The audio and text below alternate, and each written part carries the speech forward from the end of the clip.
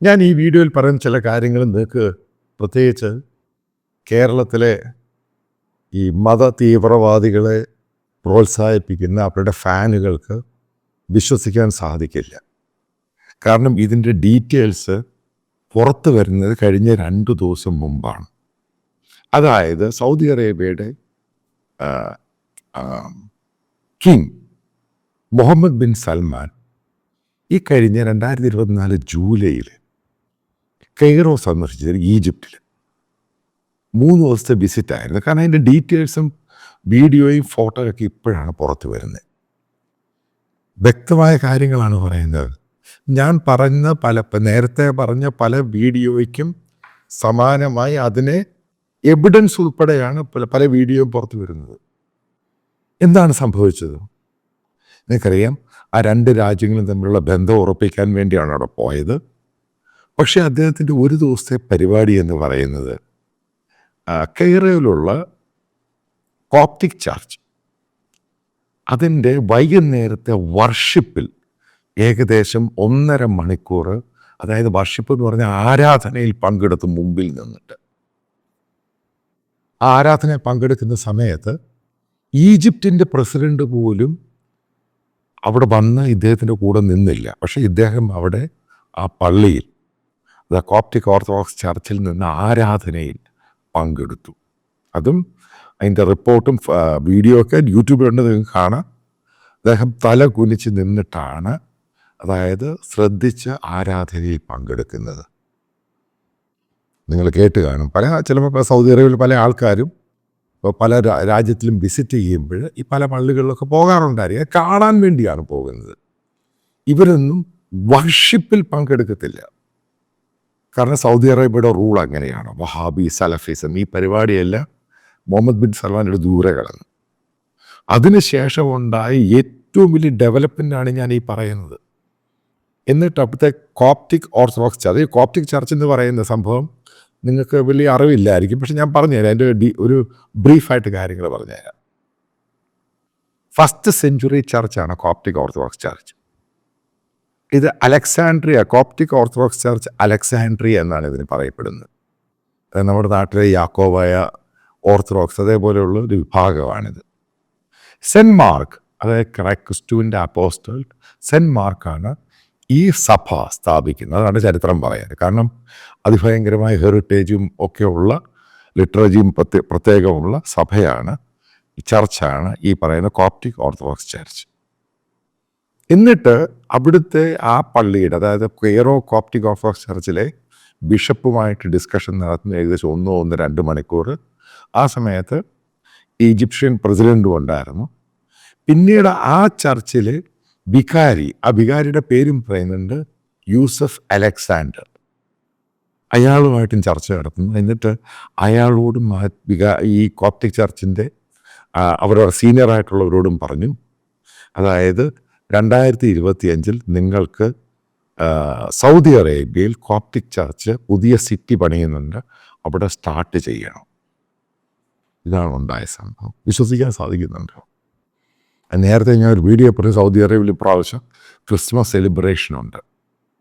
അതിനേക്കാളും ഒരു പുതിയ റിപ്പോർട്ട് പുറത്തു വരുന്നത് ഈ 2025, അതായത് അടുത്ത് വരുന്ന 2025 ഏകദേശം 18-20-30 ചർച്ചുകൾ തുടങ്ങുവാൻ വേണ്ടി, ഇൻക്ലൂഡിങ് ഇവാഞ്ചലിക്കൽ ചർച്ച് തുടങ്ങുവാൻ വേണ്ടി മുഹമ്മദ് ബിൻ സൽമാൻ ഇവർ അവസരം കൊടുത്തിരിക്കുകയാണ് പല സഭകളോടും പറഞ്ഞിട്ട്, ഇൻക്ലൂഡിങ് ഇവാഞ്ചലിക്കൽ. കാരണം അദ്ദേഹം അമേരിക്കയിൽ പോയപ്പോൾ ഇവാഞ്ചലിക്കൽ ആൾക്കാരുമായിട്ട് മീറ്റ് ചെയ്തു. അവരോടും പറഞ്ഞ് അവിടെ ചർച്ച സ്റ്റാർട്ട് ചെയ്യാൻ, പുതിയ സിറ്റിയിൽ സ്റ്റാർട്ട് ചെയ്യണം, മറ്റ് പലതും സ്റ്റാർട്ട് ചെയ്യണം. കാരണം ഈ സൗദി അറേബ്യയിൽ ഈജിപ്ഷ്യൻ പല ക്രൈസ്തവ കമ്മ്യൂണിറ്റിയുണ്ട്, പ്രത്യേകിച്ച് ഈജിപ്ഷ്യൻ കോപ്റ്റിക് വിശ്വാസികളുണ്ട് അവിടെ. ഈ ഇവാഞ്ചലിക്കൽ ക്രിസ്ത്യൻസിനോടും പറഞ്ഞ് അവിടെ ചർച്ചകൾ സൗദിയെ സ്റ്റാർട്ട് ചെയ്യണം. അദ്ദേഹം വിശ്വസിക്കുന്ന ഇൻ്റർഫെയ്ത്ത്. അതിനുവേണ്ടി ആ റിപ്പോർട്ടിൽ പറയുന്നത്, അറബിക് പത്രമാണ് പറഞ്ഞിരിക്കുന്നത്, അതായത് പല മതവിഭാഗത്തിലുള്ള, ഇൻക്ലൂഡിങ് ഹിന്ദു മതവിഭാഗത്തിലുള്ള സ്കോളേഴ്സുമായിട്ട് ഇദ്ദേഹം സ്ഥിരം ഡിസ്കഷൻ നടത്തി എങ്ങനെ സൗദി അറേബ്യയിൽ ഇൻ്റർഫെയ്ത്ത്. അദ്ദേഹം നേരത്തെ ഒരു ABC ചാനൽ, അതായത് അമേരിക്കൻ ബ്രോഡ്കാസ്റ്റിംഗ് കോർപ്പറേഷൻ ചാനലിൽ ഇൻ്റർവ്യൂവിൽ പറഞ്ഞിട്ടുണ്ട്, അത് ഈ പറയുന്ന സൗദി അറേബ്യയെ പൂർണ്ണമായിട്ടും ഇസ്ലാമിൻ്റെ കൺട്രോളിൽ നിന്ന് മാറ്റിയിട്ട് അതിനെ യൂറോപ്പ് പോലെയാക്കുക. കാരണം ഇസ്ലാമിക് റവല്യൂഷൻ അവിടെ വരുന്നതിന് അത് എങ്ങനെയായിരുന്നു അതേപോലെ തിരിച്ചു കൊണ്ടുവരും.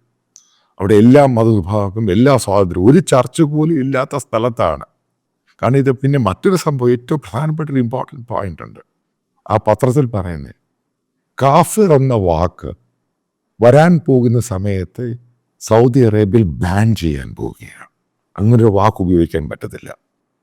അതായത് അങ്ങനെ ആരെങ്കിലും ഉപയോഗിക്കുവാണെങ്കിൽ അവർക്കെതിരെ കർശന നടപടിയെടുക്കും. അതായത് കാഫിർ എന്ന വാക്ക് ഇനി സൗദി 2025 കൂടി കാഫിർ എന്ന വാക്ക് സൗദിയിൽ നിന്നെടുത്ത് കളയാൻ പോവുകയാണ്. കാരണം അദ്ദേഹം ഈ രാജ്യത്തെ മോഡേണൈസ്ഡ് രീതിയിലോട്ട് മാറ്റാനാണ് തീരുമാനിച്ചിരിക്കുന്നത്. എല്ലാ സ്വാതന്ത്ര്യവും എല്ലാവർക്കും കൊടുത്ത് അതിനെ ആ രീതിയിൽ കൊണ്ടു. കാരണം അദ്ദേഹം ഇപ്പോൾ നമ്മൾ നോക്കുകയാണെങ്കിൽ ലോകത്തിലെ പവർഫുൾ ലീഡർ തന്നെയാണ് മുഹമ്മദ് ബിൻ സൽമാൻ. അതേപോലെയുള്ള മാറ്റങ്ങളാണ് ആ രാജ്യത്തുണ്ടാകുന്നത്. അപ്പം ഒരു സംഭവം മനസ്സിലാക്കണം, ഇറാനിലുള്ള മാറ്റം നമ്മൾ കണ്ടു.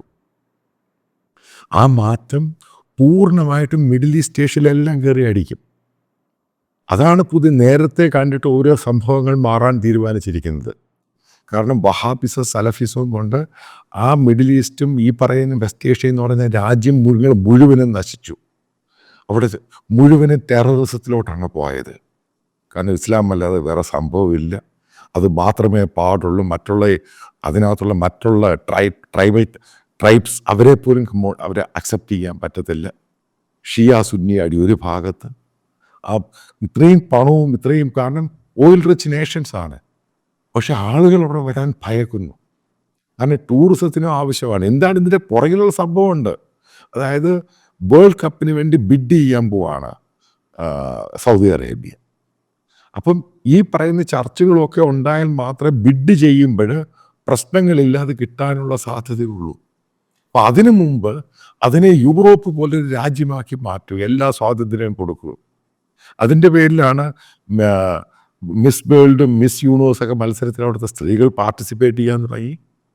അവിടെ മദ്യ ഷോപ്പുകൾ അവിടെ തുടങ്ങി. അപ്പോൾ ഒരെണ്ണമായിട്ട് സ്റ്റാർട്ട് ചെയ്തു, ഇനി പലയിടത്തായിട്ട് തുടങ്ങാൻ പോവുകയാണ്. പിന്നീട് അറിയാൻ സാധിച്ചു അവിടുത്തെ പുതിയ സിറ്റിയിൽ, അതായത് ലോകത്തെ പ്രഗത്ഭരായ മദ്യ കമ്പനികളോട് സ്റ്റാർട്ട് ചെയ്യാൻ പറഞ്ഞിട്ടുണ്ട്, പ്ലാന്റുകൾ സ്റ്റാർട്ട് ചെയ്യാൻ, ഡിസ്റ്റിലറി. ഇതാണ് മാറ്റം. ഇത് കേരളത്തിലെ സുഡാപ്പികൾക്കും മതഭ്രാന്തർക്കും അവർക്ക് ഇഷ്ടപ്പെടത്തില്ല ഈ സംഭവം. പക്ഷെ ഇതൊക്കെയാണ് ലോകത്തുണ്ടാകുന്ന മാറ്റം. ഈ മാറ്റത്തിന് ഏറ്റവും മുൻപന്തിയിൽ നിൽക്കുന്നത് സൗദി അറേബ്യയുടെ കിങ് മുഹമ്മദ് ബിൻ സൽമാൻ. അതാണ് ഏറ്റവും വലിയ തമാശ എന്ന് പറയുന്നത്. നിങ്ങൾ കണ്ട് ഇറാനിൽ എന്താണ് അതിൻ്റെ 4 ഇരട്ടി വേഗതയിലായിരിക്കും സൗദിയിൽ സംഭവിക്കാൻ പോകുന്നത്. പിന്നെ മറ്റൊരു സംഭവം ഉണ്ടായി. അപ്പോൾ അവിടെ സോഷ്യൽ മീഡിയയിലൊക്കെ ഏതെങ്കിലും രീതിയിൽ ഈ ഹാർഡ് കോറായിട്ട് മതതീവ്രത പറയുന്നവർക്കെതിരെ ശക്തമായ നടപടിയെടുക്കാൻ തീരുമാനിച്ചിട്ടുണ്ട്. അതായത് പുതിയ കിങ്ഡം. അപ്പോൾ ആ ഒരു മാറ്റമാണ്. കാരണം അവിടെ മതവുമായിട്ട് ബന്ധപ്പെട്ട കാര്യങ്ങളൊന്നും കൂടുതലായിട്ട് പറയാൻ പറ്റില്ല സോഷ്യൽ മീഡിയയിൽ. കാരണം ഇന്നതെടുക്കണം, ഇന്നതാണ്, ഈ സംഭവങ്ങളൊന്നും പാടില്ല. അതായത് വരാൻ പോകുന്ന വർഷം അതിനെ കൃത്യമായിട്ട് പ്രെഡിക്റ്റ് ചെയ്ത് പറയാം. വേണമെങ്കിൽ ഒരു പ്രൊഫസി എന്ന് വേണം നിങ്ങൾ കയ്യിൽ വെച്ചു. അതായത് സൗദി അറേബ്യ എന്ന് പറഞ്ഞ രാജ്യം ഇറാഖിനേക്കാളും ഫാസ്റ്റായിട്ട് മൂവ് ചെയ്യും. കാരണം ലോകത്തിൻ്റെ കൂടെ സഞ്ചരിക്കാൻ സൗദി അറേബ്യ തയ്യാറെടുക്കും. അതിൻ്റെ പേരിലാണ് ഒരു പള്ളി പോലും ഇല്ലാത്ത സൗദി ഇത്രയും 10, 18, 20 പള്ളികൾ 2025 ഓപ്പൺ ചെയ്യുവാണ്. അതിനകത്ത് ചിലപ്പോൾ ഭാഗമാകുവാൻ വേണ്ടി ചിലപ്പോൾ ഡൊണാൾഡ് ട്രംപിനെ അയാൾ ഇൻവൈറ്റ് ചെയ്യും. കാരണം മിഡിൽ ഈസ്റ്റിലെ ഏറ്റവും വലിയ ഫ്രണ്ട് എന്ന് പറയുന്നത് ഇസ്രായേൽ കഴിഞ്ഞ സൗദി അറേബ്യയാണ്. ഇപ്പോൾ നിങ്ങൾക്ക് പിടികിട്ടി എന്തുകൊണ്ടാണ് സൗദി അറേബ്യ ഗാസ വിഷയത്തിലും ഇറാൻ വിഷയത്തിൽ ലെബനൻ സിറിയയും മിണ്ടാതിരുന്നതിൻ്റെ കാര്യം. അവർക്ക് ഈ അടിക്കാത്തൊന്നും താല്പര്യമില്ല. അവർക്ക് ഇന്ന് ലോകം എങ്ങനെ പോകുന്നു അതിൻ്റെ കൂടെ പോകാനാണ് താല്പര്യം. അത് തീവ്രതയും മതതീവ്രതയും സൂടാപ്പി ഈ സംഭവമായിട്ട് അവർക്കിനി താല്പര്യമേ ഇല്ല. ഇതിന് വ്യക്തമായ കാഴ്ചപ്പാടാണ് ഈ പറയുന്ന മുഹമ്മദ് ബിൻ സൽമാൻ കൃത്യമായ മെസ്സേജ് ലോകത്തിന് കൊടുത്തിരിക്കുന്നത്. ഇതാണ് നിങ്ങൾ മനസ്സിലാക്കേണ്ടത്.